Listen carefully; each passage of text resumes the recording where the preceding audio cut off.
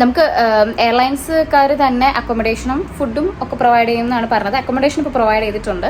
നമുക്ക് കാണിച്ചു കൊടുക്കാൻ കുട്ടിയില്ലാത്തത് കൊണ്ട് നമുക്കത് പറഞ്ഞു നിൽക്കാൻ പറ്റിയില്ല. അതുകൊണ്ട് നമ്മളുടെ സെക്യൂരിറ്റി ചെക്കിങ്ങിനൊന്നും അവർ കയറ്റിയില്ല.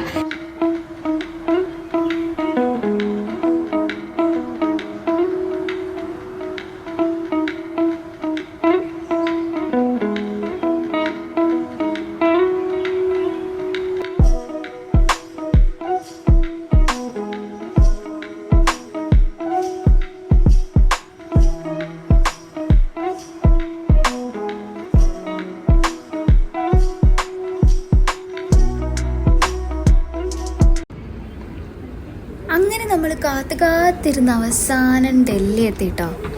ഇതെന്താന്ന് വെച്ചിട്ടുണ്ടെങ്കിൽ നമ്മൾ എയർ ഇന്ത്യക്കാണ് വന്നത്. മാത്രമല്ല അത്യാവശ്യം ഡിലേയും കാര്യങ്ങളൊക്കെ ഉണ്ടായിരുന്നു. അപ്പോൾ നമ്മൾ ഡൽഹി എത്തി. ഇനി നമുക്ക് നെക്സ്റ്റ് കണക്റ്റിംഗ് ഫ്ലൈറ്റ് കൊച്ചിയിലേക്ക് കിട്ടുമോ ഇല്ലയോ എന്ന് നമുക്കറിയില്ല. അതുകൊണ്ടാണ് ഈ ഒരു വെപ്രാളം അല്ലെങ്കിൽ ധൃതി പിടിച്ച് എല്ലാവരും ഓടുന്നത്. എനിക്ക് തോന്നുന്നു ഞങ്ങളുടെ കൂടെ ഇറങ്ങിയ കുറേ പേരൊക്കെ കൊച്ചിയിലേക്കുള്ളതായിരുന്നു.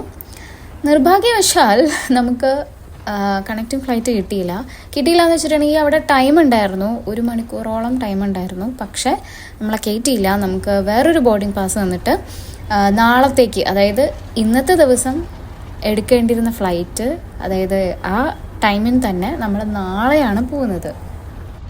സംഭവം അപ്പോൾ നമുക്ക് ഏറെക്കുറെയൊക്കെ മനസ്സിലായി. നമ്മളൊരു 24 മണിക്കൂർ ഇവിടെ പെട്ടു എന്ന് നമുക്ക് മനസ്സിലായി. പക്ഷേ എയർ ഇന്ത്യ ചെയ്ത വേറൊരു നല്ല കാര്യം, അങ്ങനെയും പറയാം, നമുക്ക് അക്കോമഡേഷൻ അവർ തന്നെ പ്രൊവൈഡ് ചെയ്തു. അപ്പോൾ നമ്മളിപ്പം ഒരു കാറിന് ക്യാബ് അവർ തന്നെ വിളിച്ചു തന്നു. ആ ക്യാബിന് എയർപോർട്ട് ഹോട്ടലിലേക്ക് പോയിക്കൊണ്ടിരിക്കുകയാണ്. പക്ഷെ അവർ 2 പേരെയും മൊത്തം 4 പെട്ടിയും കൂടെ ആയിട്ട് കയറ്റുന്നുണ്ടായിരുന്നില്ല. അപ്പം ഞാൻ വേറൊരു കാറിനും അതേപോലെ ചേട്ടൻ വേറൊരു കാറിനും, അങ്ങനെയാണ് നമ്മൾ നമ്മുടെ ഹോട്ടലിലെത്തിയത്. ജർമ്മനിയിൽ എവിടെയൊക്കെ കറങ്ങി നടന്നു എന്ന് പറഞ്ഞു കഴിഞ്ഞാലും ഡൽഹിയിൽ ഒറ്റയ്ക്കൊന്ന് ട്രാവൽ ചെയ്യാനോ അല്ലെങ്കിൽ ഒറ്റയ്ക്കൊന്ന് പുറത്തേക്ക് ഇറങ്ങാനോ എനിക്ക് കുറച്ചൊന്ന് പേടിയുണ്ട്. പക്ഷേ ഞാൻ നോക്കിയപ്പോൾ കാറിൽ ഒരു ലേഡി ഡ്രൈവറുള്ളൊരു ക്യാബ് ഉണ്ടായിരുന്നു. അങ്ങനെ ഞാൻ അത് നോക്കി പിടിച്ചാണ് കയറിയത്. അതുകൊണ്ട് കുറച്ചൊരു റിലാക്സേഷൻ ഉണ്ടായിരുന്നു എന്ന് വേണമെങ്കിൽ പറയാം. ഹലോ, അപ്പോൾ നമ്മൾ ഡൽഹിയിലെത്തി കഴിഞ്ഞിട്ട് പിന്നെ ഞാൻ എന്താ ഇവിടെ നിൽക്കണേ എന്ന് വെച്ചിട്ടുണ്ടെങ്കിൽ നമ്മളുടെ ഫ്ലൈറ്റ് അവർ റീഷെഡ്യൂൾ ചെയ്തു. എന്നിട്ട് നാളെ, അതായത് കൊച്ചിയിലേക്ക് ഫ്ലൈറ്റ് നമ്മൾ ഇന്ന് ഇവിടെ ഒരു ഏകദേശം 10:30 എത്തി. പക്ഷെ നമ്മുടെ ഫ്ലൈറ്റ് 11:30 പെട്ടെന്ന് തന്നെ നമ്മുടെ ബഗേജ് കിട്ടി. പക്ഷെ അവർ ചെക്ക് ഇൻ ചെയ്യാനായിട്ട് സമ്മതിച്ചില്ല. നമുക്ക് ബഗേജൊക്കെ എടുക്കണമായിരുന്നു. അത് കഴിഞ്ഞിട്ട് പിന്നെ ബോർഡിങ്ങിൽ ചെന്നപ്പോൾ നമുക്ക് നാളത്തേക്കുള്ള ബോർഡിംഗ് പാസ്സാണ് തന്നത്. അതായത് നമ്മൾ ഇന്നിവിടെ സ്റ്റേ ചെയ്തിട്ട് പിന്നെ നാളെയാണ് ഇനി ബാക്കി ജേർണി കണ്ടിന്യൂ ചെയ്യുന്നത്. അപ്പം നമുക്ക് എയർലൈൻസുകാർ തന്നെ അക്കോമഡേഷനും ഫുഡും ഒക്കെ പ്രൊവൈഡ് ചെയ്യുമെന്നാണ് പറഞ്ഞത്. അക്കോമഡേഷൻ ഇപ്പോൾ പ്രൊവൈഡ് ചെയ്തിട്ടുണ്ട്. അപ്പോൾ നമ്മൾ ആ റൂമിലാണ് നിൽക്കുന്നത്. ഞാൻ ജസ്റ്റ് ഒന്ന് റൂമിൻ്റെ ഒരു കുട്ടി ടൂറൊക്കെ ഒന്ന് കാണിച്ചു തരാം. സത്യം പറഞ്ഞാൽ എല്ലാവർക്കും അങ്ങനെ അല്ലായിരുന്നു കേട്ടോ. കാരണം കുട്ടികളൊക്കെ ഉള്ളവരെ അവർ പ്രയോറിറ്റിയിൽ കയറ്റിയിട്ട് അവർ ആ ഒരു 1 അവറിനുള്ളിലുള്ള എല്ലാ പരിപാടിയും തീർത്ത് ഈ ഇന്നത്തെ 11:30 കൊച്ചി ഫ്ലൈറ്റിന് കയറ്റി. പക്ഷേ നമുക്ക് കാണിച്ചു കൊടുക്കാൻ കുട്ടിയില്ലാത്തത് കൊണ്ട് നമുക്കത് പറഞ്ഞു നിൽക്കാൻ പറ്റിയില്ല. അതുകൊണ്ട് നമ്മളുടെ സെക്യൂരിറ്റി ചെക്കിങ്ങിനൊന്നും അവർ കയറ്റിയില്ല. എനിക്ക് തോന്നുന്നു ഇപ്പോൾ ചെക്കിങ് ഒക്കെ കൂടുതലുള്ളതുകൊണ്ടായിരിക്കും അവർ ഇങ്ങനെ ചെയ്തത്. I don't know. ഇനിയിപ്പം ഇന്നലത്തെ ഫ്ലൈറ്റ് വൈകിയവർ ഇന്ന് കയറ്റുന്നതുകൊണ്ടാണോ എന്നും അറിയത്തില്ല. അപ്പോൾ എന്തായാലും നമ്മൾ നാളെയാണ് പോകുന്നത്. നമുക്കിനിയിപ്പം ഏകദേശം ഒരു 12:15 ആയി. ഇനി നമുക്ക് നാളെ 10:30-11 മണി വരെ സമയമുണ്ട്. 10:30 വരെ സമയമുണ്ട്. 10:30 വരെ സമയമില്ല. നമുക്ക് ബോർഡിങ് നേരത്തെ ചെയ്യണം. അപ്പോൾ ഏകദേശം ഒരു 9 മണി വരെ സമയമുണ്ട്. അപ്പോൾ അതിനുള്ളിൽ വേണമെങ്കിൽ നമുക്കൊന്ന് പുറത്തേക്കൊക്കെ ഇറങ്ങാം. Let's see. അങ്ങനെ കാണിക്കാൻ മാത്രം വലിയ സംഭവമുള്ള ഒരു ഹോം ടൂർ ഒന്നുമല്ല. എന്നാലും ഞാൻ ജസ്റ്റ് ഒന്ന് കാണിച്ചെന്നുള്ളൂ. അവർ തന്ന അക്കോമഡേഷൻ ഇതാണ്. പിന്നെ ഫുഡും അത്യാവശ്യം നല്ലതായിരുന്നു. കാരണം നമ്മൾ ഫ്ലൈറ്റ് കഴിച്ച ഫുഡ് അത്ര കൊള്ളില്ലായിരുന്നു. അതുകൊണ്ട് ഇവിടെ വന്നിട്ടാണ് മര്യാദയ്ക്ക് ഭക്ഷണം കഴിച്ചത് എന്ന് വേണമെങ്കിൽ പറയാം. പിന്നെ നമ്മൾ പുറത്തേക്കൊന്നും പോയില്ല കേട്ടോ. കാരണം 40 ഡിഗ്രി ആയിരുന്നു ഔട്ട്സൈഡ് ടെമ്പറേച്ചർ. നല്ല പൊള്ളുന്ന ചൂടായിരുന്നു. അതുകൊണ്ട് നമ്മൾ ഇവിടെ ഹോട്ടലിൽ തന്നെ കിടന്നുറങ്ങി ഫുഡ് കഴിച്ചും ഒക്കെ കഴിച്ചു കൂട്ടി. Hello everyone. അപ്പോൾ നമ്മളങ്ങനെ നമ്മുടെ ഡേ 2 ജേർണി സ്റ്റാർട്ട് ചെയ്തിരിക്കുകയാണ്. നമ്മൾ ഇന്നലെ എത്തണ്ടായിരുന്നു. നിർഭാഗ്യവശാൽ നമുക്ക് എത്താൻ സാധിച്ചില്ല. അതുകൊണ്ട് ഇന്ന് രാവിലെ തൊട്ടും നമുക്ക് അത്യാവശ്യം നല്ല തിരക്കും കാര്യങ്ങളൊക്കെ ആയിരുന്നു. അത് ഞാൻ പിന്നെ പറയാം. തിരക്കെന്ന് വെച്ചാൽ ഫുൾ വള്ളികളായിരുന്നു. അപ്പം നമ്മളിപ്പം ബോർഡിങ്ങും സെക്യൂരിറ്റി ഒക്കെ കഴിഞ്ഞിട്ട് നമ്മുടെ ഗേറ്റിലേക്ക് നടന്നുകൊണ്ടിരിക്കുകയാണ്.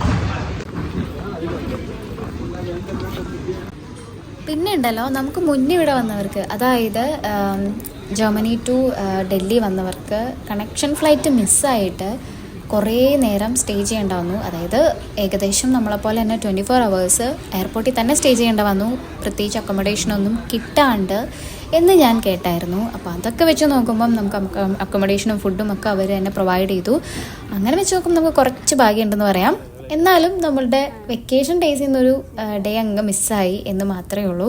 പക്ഷേ ഇപ്പം നടക്കുന്ന കാര്യങ്ങളൊക്കെ വെച്ച് നോക്കുമ്പം, കാരണം ഫ്ലൈറ്റിന് ടെക്നിക്കൽ ഇഷ്യൂസ് അങ്ങനത്തുള്ള കാര്യങ്ങളൊക്കെ വന്ന് കുറേ ബുദ്ധിമുട്ടുകളൊക്കെ ഉണ്ടായിട്ടുണ്ടല്ലോ ഈ അടുത്ത കാലങ്ങളിൽ. അപ്പോൾ അതൊക്കെ വെച്ച് നോക്കുമ്പോൾ നമ്മൾ ജീവനോടെ എത്തി എന്ന് വേണം പറയാൻ. ഓ, ഇവിടെ വെള്ളമുണ്ട്. എന്താല്ലേ, ജർമ്മനിയിലാണെങ്കിൽ ഫ്രീ വെള്ളമില്ല, കപ്പൊന്നുമില്ലേ? എന്തുമാതിരിയാ വെള്ളം ഫ്രീ കിട്ടുന്ന രാജ്യം. അത് നല്ല ഒരു അനുഭൂതിയാണ്.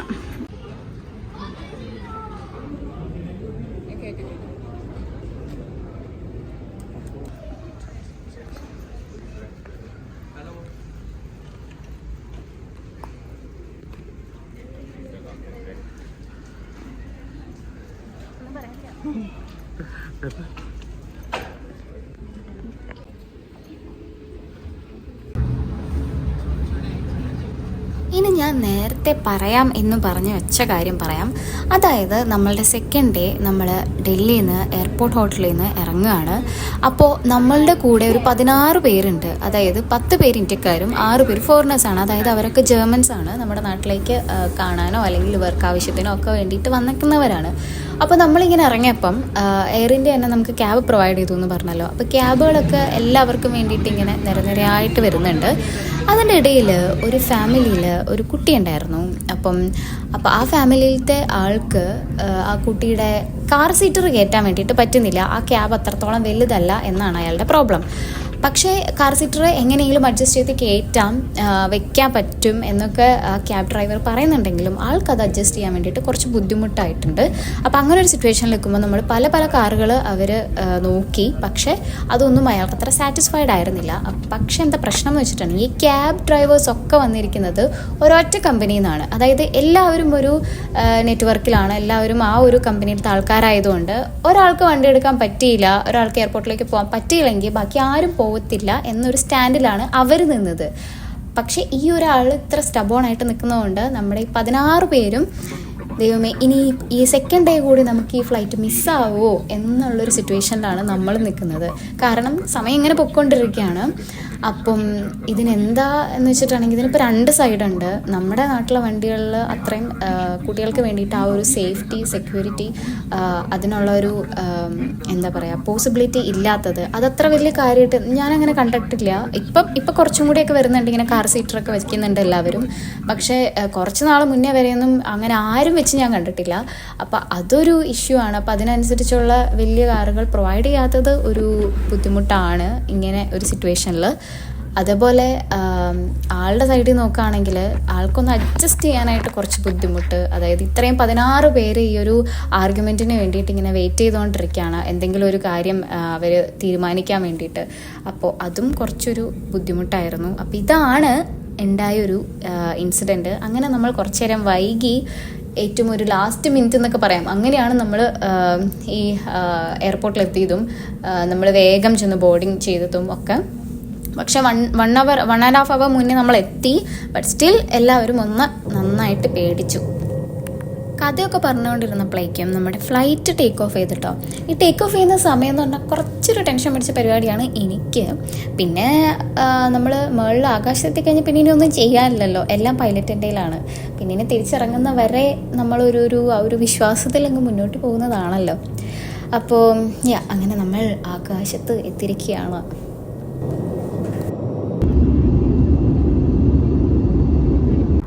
നമുക്കുണ്ടല്ലോ ഫ്ലൈറ്റ് കയറിയപ്പോൾ തന്നെ അവർ മെനു കാർഡൊക്കെ തന്നായിരുന്നു കേട്ടോ. അതിനകത്ത് നമുക്ക് ചോയ്സ് ഉണ്ടായിരുന്നു. നോൺ വെജിന് 2 ഓപ്ഷൻസാണ് തന്നിരുന്നത്. അപ്പോൾ അതിനകത്തുനിന്ന് ഒരു ഓപ്ഷൻ അങ്ങ് സെലക്ട് ചെയ്തു. നമുക്കപ്പം മുകളിലെത്തി, അതായത് ആകാശത്ത് എത്തിക്കഴിഞ്ഞപ്പോഴേക്കും നമുക്ക് ഫുഡൊക്കെ അവർ സെർവ് ചെയ്തു. അത്യാവശ്യം കുഴപ്പമില്ലാത്ത ഫുഡായിരുന്നു. ജർമ്മനി ടു ഡൽഹി ഉള്ള ഫുഡ് വെച്ച് കമ്പയർ ചെയ്യുമ്പോൾ വളരെ നല്ലതായിരുന്നു എന്ന് വേണം പറയാനായിട്ട്. കാരണം മറ്റത് ഭയങ്കര അലമ്പായിരുന്നു. ആൻഡ് ഇതിനകത്ത് ഈ വെള്ള കളറിൽ കാണുന്നത് ചിക്കൻ കറിയാണ്. അത് നല്ല ടേസ്റ്റ് ഉണ്ടായിരുന്നു. പിന്നെ ഒരു ഒപ്പിക്കൽ സാലഡും പിന്നെ ഡെസേർട്ടും ഒക്കെ ആയിട്ടുള്ളൊരു ഓക്കെ ഫുഡായിരുന്നു. പിന്നെ എന്ത് സംഭവം, ഞാൻ ഈ ഫുഡിനെ പറ്റി ഇത്ര സംസാരിക്കാൻ കാരണം എനിക്ക് തോന്നുന്നു ഞാൻ ഈ പ്ലെയിനിൽ കയറി കഴിഞ്ഞാൽ അപ്പം തൊട്ടിങ്ങനെ ലുക്ക് ഫോർവേഡ് ചെയ്യുന്നൊരു സംഭവമാണ് ഫുഡേ എന്നുള്ളത്. അപ്പം അത് കിട്ടിക്കഴിഞ്ഞാൽ എനിക്ക് കുറച്ച് സമാധാനമാവും. അത് കഴിഞ്ഞിട്ട് പിന്നെ അടുത്ത ഫുഡിനായിട്ടുള്ളൊരു വെയിറ്റിംഗ്. അങ്ങനെയൊക്കെയാണല്ലോ ഈ ഒരു 9 മണിക്കൂർ ഇങ്ങനെ നമുക്കിങ്ങനെ നീക്കിക്കൊണ്ടുപോകാൻ പറ്റുള്ളൂ. ഇനി നമുക്ക് 9 മണിക്കൂറില്ല കേട്ടോ. ഇനി എനിക്ക് തോന്നുന്നു ഒരു 3-4 മണിക്കൂറേ ഉള്ളൂ ടു കൊച്ചി. അങ്ങനെ അവസാനം ഒരു നീണ്ട കാത്തിരിപ്പിന് ശേഷം നമ്മൾ കേരളം എത്തി കേട്ടോ. നമ്മൾക്ക് ഈ മേളിൽ നിന്ന് നോക്കുമ്പോഴുള്ള വ്യൂ ഉണ്ടല്ലോ, അത് ഈ ഡൽഹിയിൽ നിന്ന് നോക്കുമ്പോഴും നമ്മുടെ നാട്ടിലെത്തിയിട്ട് താഴത്തേക്ക് നോക്കുമ്പോഴും എന്ത് വ്യത്യാസമാണെന്നറിയോ. ഡൽഹിയിൽ നിന്ന് കയറി ഫ്ലൈറ്റ് ടേക്ക് ഓഫ് ചെയ്ത് താഴത്തേക്ക് നോക്കിയപ്പോൾ കുറേ ബിൽഡിങ്സും കാര്യങ്ങളൊക്കെയാണ് കണ്ടത്. പക്ഷെ നമ്മുടെ നാടെത്തുമ്പം നല്ല പച്ചപ്പ്, മലകൾ, പുഴകൾ, ആഹാ എന്താ ഒരു രസം. ഈ ഒരു എക്സൈറ്റ്മെൻറ്റ് ഉണ്ടല്ലോ. പിന്നെ എന്താ നമുക്ക് ഫീൽ ചെയ്യുന്നേ അത് കാണുമ്പോൾ എന്നെനിക്കിങ്ങനെ പറഞ്ഞറിയിക്കാൻ പറ്റുന്നില്ല. അതൊരു വല്ലാത്തൊരു എക്സൈറ്റ്മെൻ്റ് ആണ്. എനിക്ക് തോന്നുന്നു ഒരു 1.5 വർഷമൊക്കെ നാട് വിട്ട് മാറി നിൽക്കുന്നവർക്ക് ഇത് റിലേറ്റ് ചെയ്യാൻ പറ്റും. പിന്നെ നിങ്ങളിപ്പോൾ കണ്ടുകൊണ്ടിരിക്കുന്നത് കാലടി പാലമാണ് കേട്ടോ. എന്ത് രസമല്ല അത് കാണാൻ. അതിൽ കൂടെ പോകാൻ വലിയ രസമില്ലെങ്കിലും മുകളിൽ നിന്ന് കാണാൻ നല്ല ഭംഗിയില്ലേ. കുറേ നാട്ടിൽ നിന്നൊക്കെ മാറി നിന്നിട്ട് പിന്നെ തിരിച്ചു വരുമ്പം ഒരു പ്രത്യേക തരം എന്താ പറയുക, സന്തോഷമാണോ കരച്ചിലാണോ എന്താണെന്ന് നമുക്ക് തന്നെ പറയാൻ പറ്റില്ല. പിന്നെ വർഷത്തിൽ ഒരിക്കലൊക്കെ വരുന്നവരുടെ കാര്യം എന്താണെന്ന് വെച്ചിട്ടുണ്ടെങ്കിൽ ഓരോ വെക്കേഷൻ വരുമ്പോഴും നമുക്ക് എല്ലാവരെയും കാണാൻ പറ്റുക എന്നുള്ളതാണ്. ഇപ്രാവശ്യം തൊട്ട് എനിക്ക് എൻ്റെ അമ്മാമ്മനെ കാണാൻ പറ്റില്ല. അപ്പോൾ ഇങ്ങനെ ഒരുപാട് ഓർമ്മകൾ പെട്ടെന്നൊന്ന് ഫ്ലാഷായി പോകുന്ന ഒരു മൊമെൻ്റാണ് ഈ നാട്ടിലെത്തി നമ്മുടെ വീട്ടുകാരുടെ അടുത്ത് എത്തുന്ന വരെയുള്ളത്.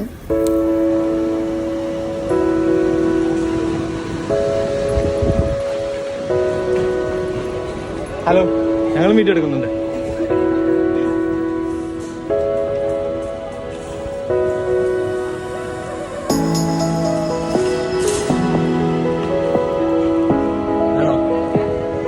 പറഞ്ഞോ?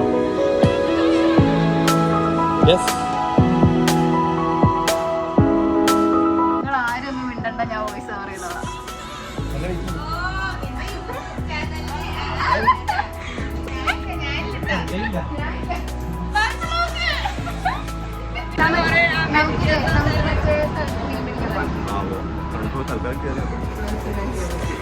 അത് നിങ്ങൾ കഴിച്ചാ? എനിക്ക് വയ്യ.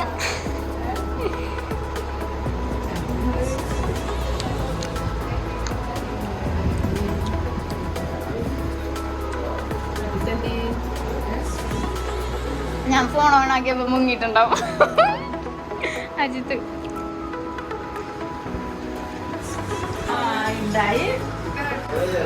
എല്ലാം ചേരും. ചേട്ടാ കഷ്ടപ്പെടാണ് ഞാൻ കഴിക്കാൻ. ബ്രെഡല്ലേ നീ ഉദ്ദേശിച്ചേ?